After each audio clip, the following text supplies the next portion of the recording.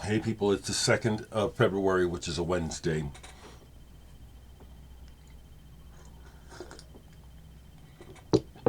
Kind of feel like I have some work to do.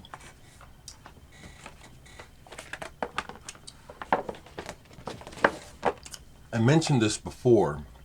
Sonder 2. This came to me a couple weeks ago by Harriet Riley and Alex Garden.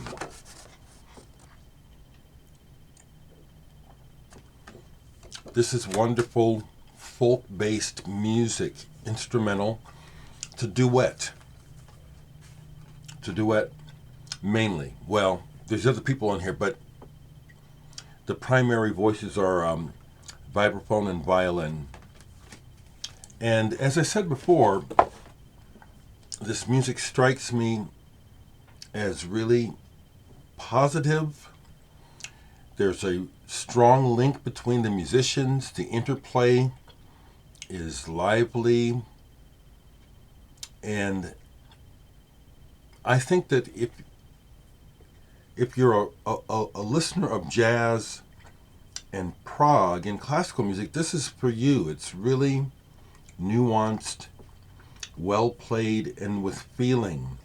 It's beautiful music. Sonder 2. Get that. I've taken another couple listens to the Michael Bardon, The Gift of Silence. This is a recent discus music release. These are bass studies. That's how it hits me.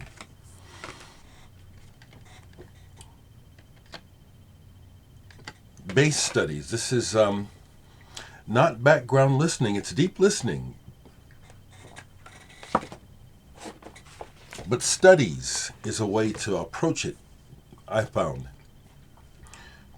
To enter into a spirit of exploration with the musician Michael Bardon. And it's really interesting. Same with this, Zeitgeist² by Shirley Smart and Robert Mitchell, also on Discus Music. I'd say a way to approach this music, is the way that you would approach classical music. It's not a passive experience at its best. It's not background music. And what I'd say about this one is the playing and the composition is deep, to the point that I put this on, I listen, then something happens and I have to do something, and then the music is still going, and then it draws me back into it. It draws my attention back. That's what I can say about this after the first couple of listens to not the whole thing. This is deep, well composed and played, almost classical music. That's where it's hitting me today. If you're looking for substantial experiences through listening, you can't go wrong with most everything on the Discus label that I've received so far. But these latest two, the Shirley Street Robert Mitchell and the Michael Bardon, these are winners. Sonder is not on Discus. This is independent release, but I also want to highly recommend this as well. Okay, this is good stuff. And thank you for sending it to me, folks. Thank you. More on the business side. Bandcamp Friday is happening this Friday. It's back. Bandcamp Friday is back this Friday, which means that any purchases made on Bandcamp, we artists get the lion's share. Now, my album is back in stock. You can order it through Bandcamp or directly at the label. But if you would like to show me some support, and some people have suggested that they would like to help support me, and they said, why don't you do Patreon? I don't want to do it. Do something very simple and organic. Buy some of my music on Bandcamp on Friday. simply, even if you don't want to listen to it, just buy it, collect it to help support me. That'd be great, okay? That's Friday. And I have lots of music on my site besides my new album. Lots of good music, lots. Support other artists too, besides me.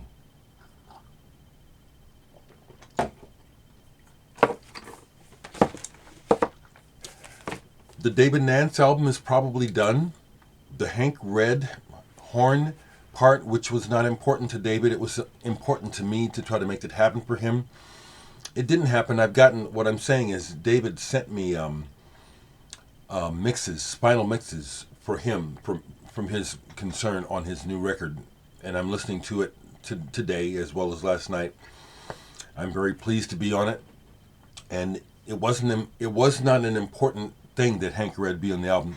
It was something I wanted to make happen for David. I do hope to work with Hank in the near future. But that's happening. The David Nance album looks like it's done. And, okay, so let's talk about some records.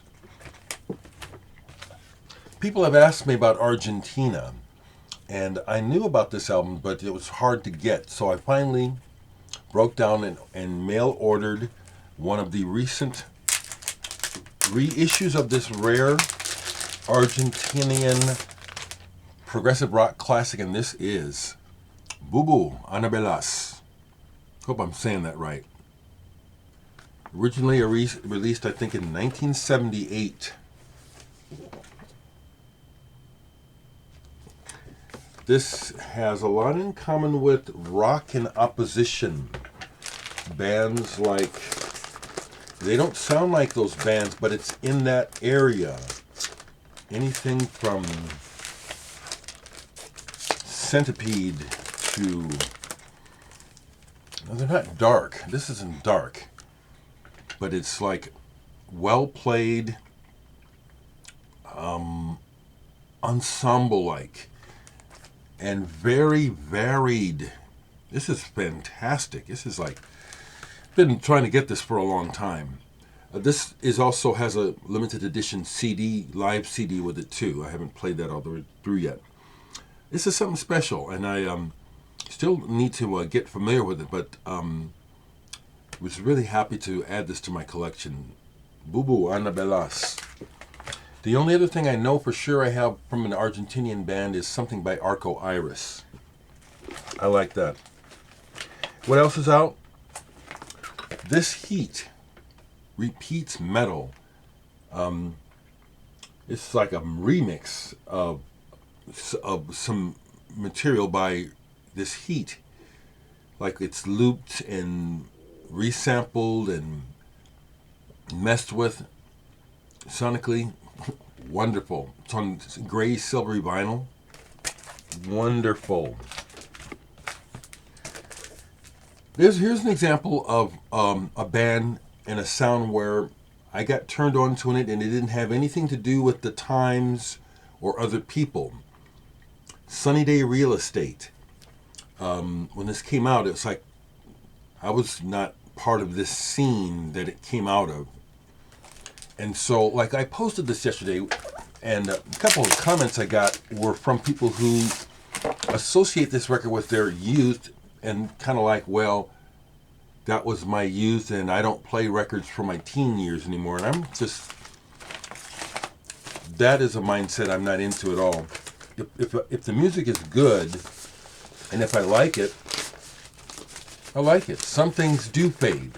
Some things are kind of like, well, yeah, that was yesterday. But for me, this is not one of those. It was never associated with anybody else. It was just how it hit me. And I love this album. I still don't really quite know what he's singing about, but it's the way it feels. I love the way this album feels. The songwriting, the side in particular with Disappear, Snibe, and The Ocean. Sunny Day Real Estate. Love that album. Let's go another direction totally. Another incredible, fantastic album that just grows with time. Apocalypse. by the second version of the Mahavishnu Orchestra. This one with Narada Michael Walden on drums, Ralph Armstrong and Jean-Luc Ponty. I saw them live. Incredible. Incredible. This album is so beautiful and also so deep and spiritual. It's very, very energized, and it's not passive. This is really intense. That's the word I'm looking for. It's intense. An album I got from Victor Zeidner's label, L'Amour. And this is one of my favorites from the label. And I highly recommend this for people who love pulsing electronics that are this is so good. Pro 424. Seriously, there are so many good records that have nothing to do with the mainstream or what everybody's talking about. Pro 424. It's one piece of music that just develops over the two sides, and it's excellent. I can't think of anyone who's done something like this. It does bring something to mind that I want to talk about. So let me grab this while I'm thinking about it.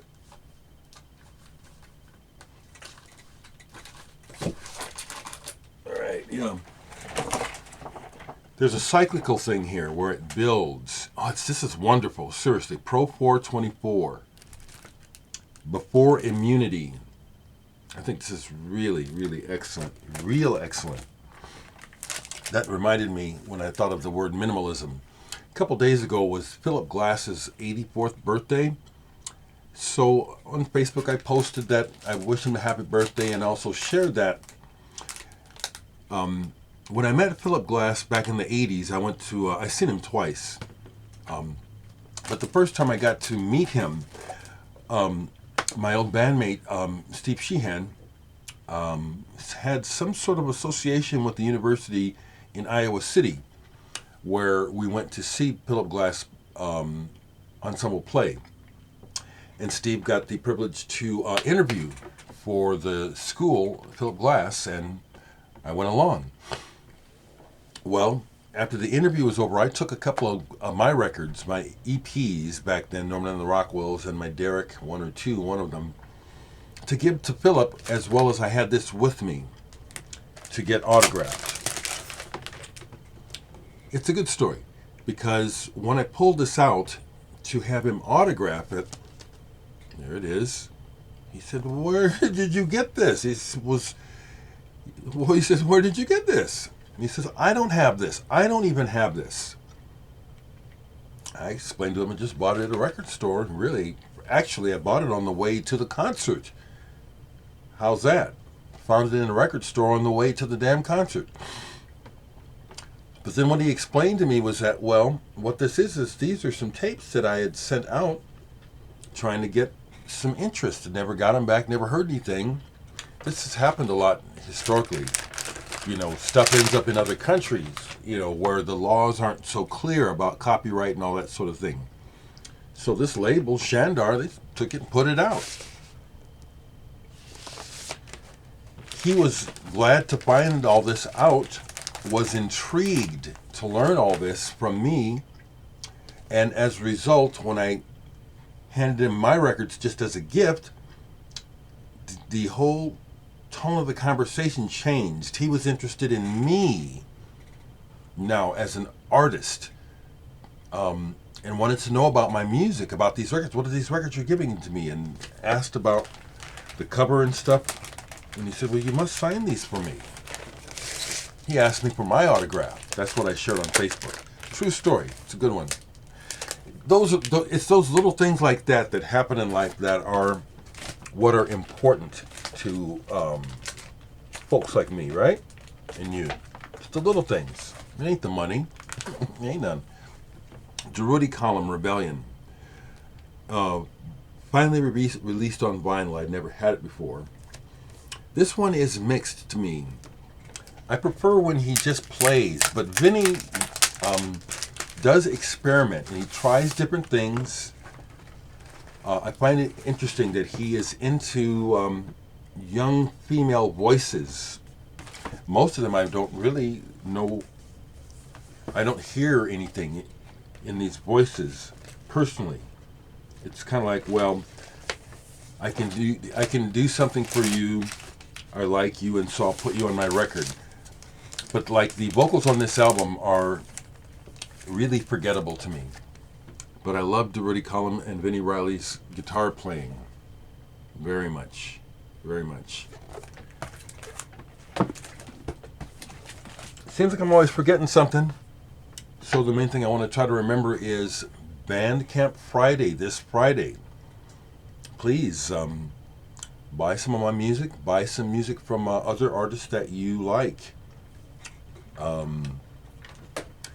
Even though COVID is supposedly coming around and that we're getting through this last wave, things are still a mess. And I need to make money like everybody else, okay? With that in mind, I did accept some gigs. I've got a David Nance gig coming up in August, and I have one coming up with RA up in September. This month I have a performance, but it's not live. It's going to be for the OEA Awards, and it's going to be they're going to tape it. They're going to videotape it. That's going to be on February 20th. And I have something coming up for FPE Records online next month, March 15th. They're going to be having a 10th anniversary celebration online, and I recorded a performance for that. That's what's mainly going on.